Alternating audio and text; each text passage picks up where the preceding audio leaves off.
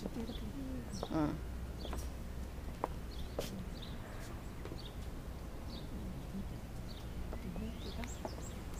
اخذت شريك من هون. شريك عيال؟ هو وديانا زوجته.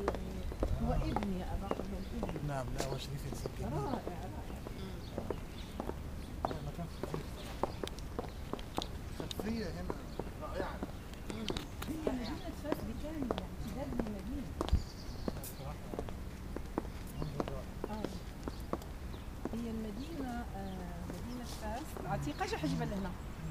مدينة فاس العتيقة بكاملها من المولى إدريس. قبة المولى إدريس الذي بنى مدينة فاس.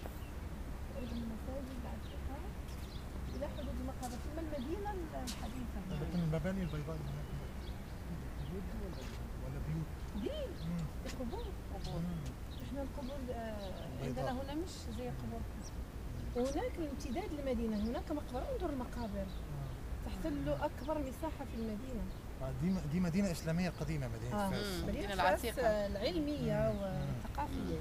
نعم. معنا مؤسسها المولى إدريس. منورة. الله يخليك. نعيمة هانم منورة. ربنا يحفظك ويسترك.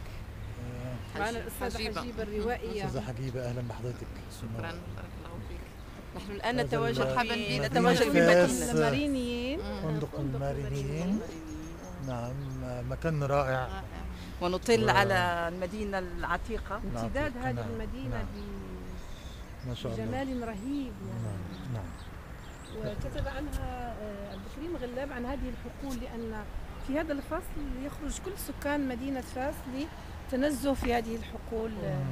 فأهل فاس